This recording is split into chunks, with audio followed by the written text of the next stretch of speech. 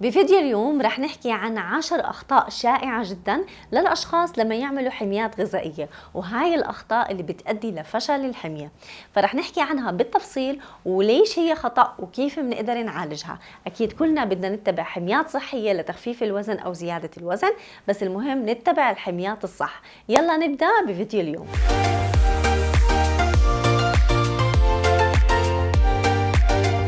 أول خطأ كتير كبير اللي هو البدء بحمية فيها سعرات حرارية قليلة جدا.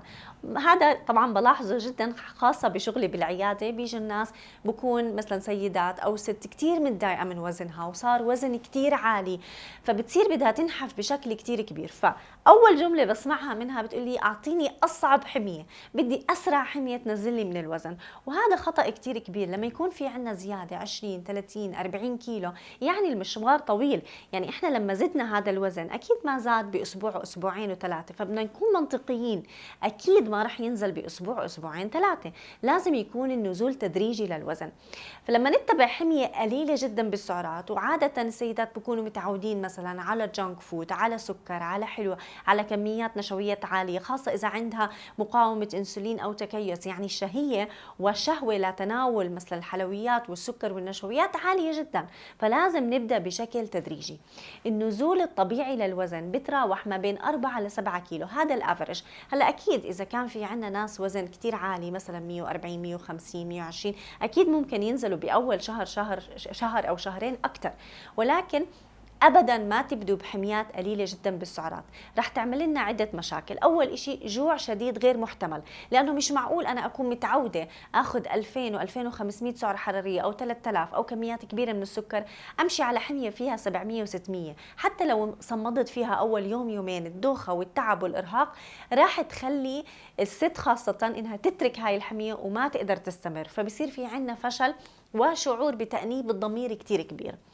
لما نتبع حميات كتير قليلة بالسعرات، خاصة أولها ممكن أولها ننحف وننبسط حالنا نزلنا 3-4 كيلو، بس بعدين رح نلاحظ إنه الميتابوليزم وعمليات الأيض عم بتكون قليلة ومعدل الحرق كتير قليل، فهاي كمان ممكن تدمر عملية نزول الوزن ونخلينا نفشل بالحمية اللي إحنا عم نتبعها. كمان هاي الحميات ممكن تخلينا ناكل بالليل، نفقد السيطرة، وهذا طبيعي لأنه في هرمونات الجوع اللي بتنفرز بالجسم، إحنا ما تعاملنا مع جسمنا بالطريقة الصح، فرح نتناول كمية كتير كبيرة. فأول خطأ، ما نعمل حميات قليلة جدا بالسعرات الحرارية. تاني خطأ، الصيام المتقطع ليس للجميع. أنا ما عم بحكي إنه الصيام المتقطع إنه غير مفيد، بالعكس أنا حكيت عن فوائده، وفي لي كتير فيديوهات على اليوتيوب عن الصيام المتقطع، ورح أحط لكم واحد من هالفيديوهات بالكابشن لتقدروا تحضروه وتستفيدوا منه.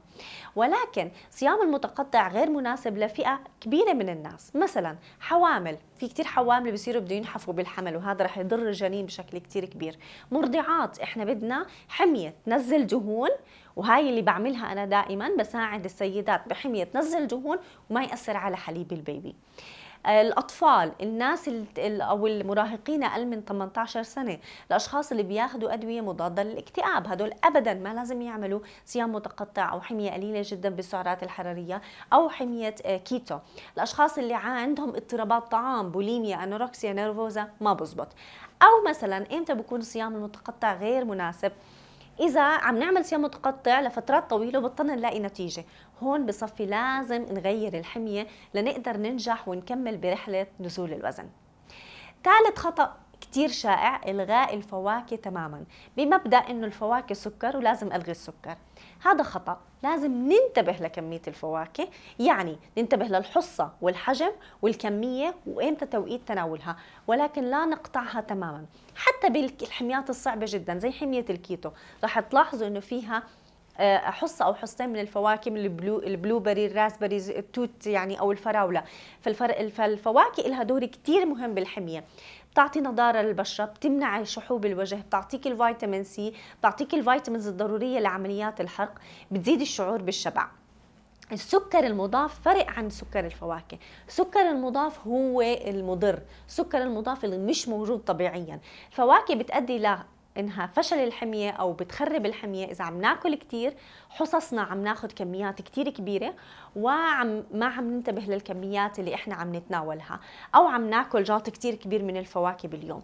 فابدا ما تلغوا الفواكه، انتبهوا للنوعيه والكميه والحصه المناسبه منها. رابع سبب ننخدع كثير مرات بحلويات الكيتو، الحلويات الخالية من السكر أو حلويات الدايت. كيف؟ نبدأ بحلويات الكيتو. حمية الكيتو فيها تقريبا 60 ل 70% منها دهون، ما فيها نشويات إلا إشي بسيط، يا دوب 10-15 جرام. فأكيد لما نعمل حلويات للكيتو بدها تكون بطحين اللوز مثلا، فيها فات، فيها مثلا زبدة، فيها كريمة، فيها سكر، ما فيها سكر، هي سعراتها عالية. يعني ممكن قطعة تشيز كيك كيتو توصل 400 و500 سعرة حرارية.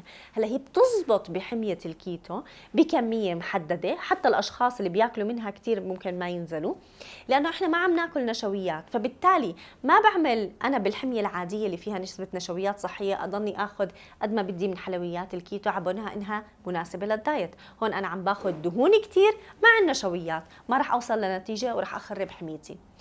الشوكولاته الخاليه من السكر او الحلويات الخاليه من السكر، هذا ما بيعني اتناولها قد ما بدي، هي خاليه من السكر ولكن ليست خاليه من السعرات.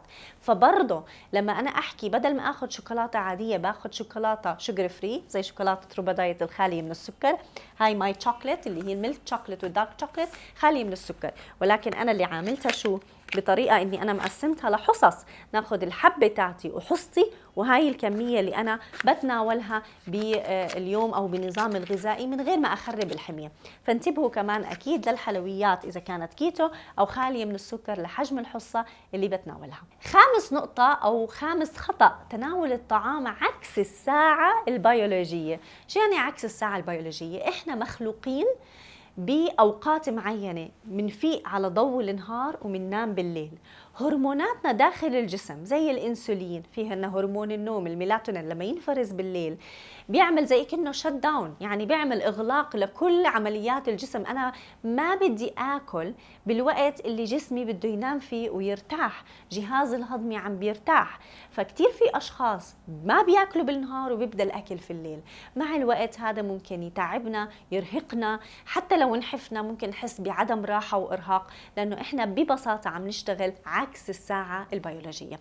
فحاولوا يكون أكلكم أكتر خلال النهار، وقد ما نقدر نخفف بالليل. مش إنه السعرات بتختلف عن نهار بالليل، ولكن الفرق بالجسم، بالميتابوليزم، بالهرمونات، براحة الجسم. رح تحسوا براحة أكيد إذا بتاكلوا الأكل بحسب الساعة البيولوجية. 6، الخبز والرز مش المشكلة، وهاي أنا بأكد لكم إياها. أنا بحط حميات، بعمل كل أنواع الحميات لمراجعيني إذا كانوا في العيادة أو أونلاين، واغلب الحميات بعمل كيتو، بعمل لو كارب. طبعا الحميه اللي بعملها على حسب الشخص اذا مناسب له او لا، بس باغلب الحميات اللي هي ويل بالانس فيها كاربز او كاربز قليله بحط فيها خبز ورز. ولكن الفرق بنوعين، قد ايه حجم الحصه وشو نوع الرز والخبز اللي بتناوله. في فرق بين الرز المغلف بالسمنه والزيت وبين الرز البسمتي او الرز الاسمر. في فرق بين الخبز الشعير والشوفان والخبز الحبوب الكامله وبين الخبز اللي كله عجين واشبه من المعجنات. فاحنا النشويات لها دور كتير كبير، انها بتريح الدماغ، بتعطي طاقه، تأذي أكيد إذا بنتناول منها كميات كتير كبيرة والأنواع الخاطئة. في كتير أنواع أو مصادر للنشويات، إذا كان ذرة، إذا كان بقوليات، إذا كان بزلة، إذا كان أنواع الفواكه الصحية، بكميات أكيد بركز مع محددة رح تساعدنا ننزل وزن من غير ما نعاني من السمنة أو التعب لما نتبع الحمية. 7 خطأ، إلغاء وجبة العشاء. ليش؟ هلا في ناس بيلغوا العشاء وبيقدروا انه ما ياكلوا خلال فترة الليل، ممكن ياكلوا شوية سلطة حبة فاكهة وبيمشي الحال. ولكن الخطأ اللي شو بيصير، في كتير ناس بيتبعوا حميات قاسية، بيلغوا وجبة العشاء تماما، ولكن الساعة 11 و10 ما بيقدروا يسيطروا، بحطوا صحن البزر، صحن المكسرات. هذا الصحن ممكن يوصل ل 500 و600 سعرة حرارية.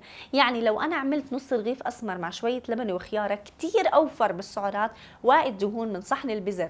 في كتير ناس بفكر صحن البزر هذا تسلاي ما في، ما أنا ما تعشيت، أو في ناس ما أنا ما تعشيت بضلني أخذ لقمة من هون ولقمة من هون ولقمة من هون. ننساهم لما نحط الكمية.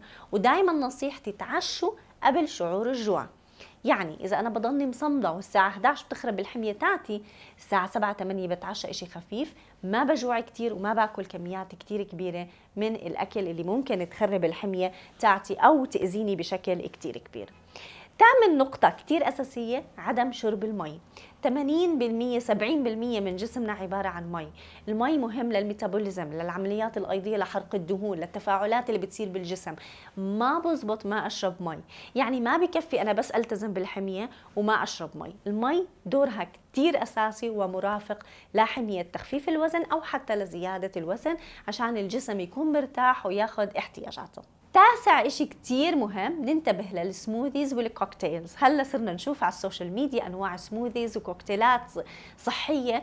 مش كل إشي صحي قليل بالسعرات. هذا ما بحكي لكم إنه ما تشربوا عصير وما تشربوا كوكتيل، بس لما أنا أعمل كوكتيل أحط فيه موز، بينات باتر، زبدة، فول سوداني أو لوز، أحط تمر، بدي أنتبه للكميات اللي عم بحطها، لأني إذا عم بحط كتير هيك عم بعمل أنا كوكتيل لزيادة الوزن. يعني نفس الكوكتيل ممكن أعمله لزيادة الوزن وتقليل الوزن. الانتباه للكميات وشو عم بخلط أنا بالكوكتيل، وما نشرب عصير كتير. الفاكهة كتير أفضل من العصير، تعطينا ألياف بتساعد على تخفيف الوزن وزيادة الشعور بالشبع. آخر نقطة كتير أساسية وكتير مهمة، الوجبة الحرة. في ناس بتبعوا مبدأ اليوم الفري أو اليوم الحر زي كأنه انتقام. أنا بضلني صابرة حالي وبعدين بيجي اليوم الحر باكل يعني كميات هائلة من الأكل. أول إشي ممكن تعمل تعب، إرهاق، اضطرابات معدة، ما تخلينا نقدر نرجع نلتزم. أنا بالمبدأ اللي دايما بحكي إنه النظام أو الرجيم نظام حياة. يعني أنا بقدر أكل قطعة حلو، بقدر إذا اشتهيت برجر أكل، ولكن ممكن أعمل خيارات صحية وما أعمل حالي إنه أنا أنتقم. يعني أنا مسكت كل الأكل الصحي عشان يجي اليوم وأخرب كل الحمية اللي أنا عملتها. هذا المبدأ كتير خاطئ، بيعمل شعور بالذنب، بيعمل تعب، بيخليك صعب أو بيخليك كتير صعب إنه أنت ترجعي للحمية وترجعي تتبعيها بالطريقة الصح، واللي ممكن يخرب علينا رحلة نزول الوزن بالطريقة الصحية. إذا اليوم حبيت أحكي لكم عن أكثر 10 أخطاء شائعة مرتبطة بحميات تخفيف الوزن. إن شاء الله تكونوا استفدتوا من هذا الفيديو، وأكيد إذا حابين تحصلوا على حمية صحية خاصة فيكم من أي مكان في العالم، بس ادخلوا على موقع الإلكتروني www.rubadiet.com. تقدروا تختاروا عدة باقات، باقة فضية، ذهبية، ماسية، وأنا أكيد بتابعكم من أي مكان في العالم. إذا حبيتوا هذا الفيديو وحابين يوصلوا الفيديوهات تاعوني لإلكم أول بأول، بس اعملوا سبسكرايب بالقناة وفعلوا الجرس. لما تفعلوا الجرس أول ما ينزل الفيديو بيعطيك تنبيه وبيعطيكي تنبيه، وبتقدروا تحضري الفيديو وتستفيدي منه أكيد وللجميع، وبتقدروا تشيروا كمان الفيديو لكل أحبابكم وأصحابكم. وأنا أكيد بشوفكم بفيديو جديد.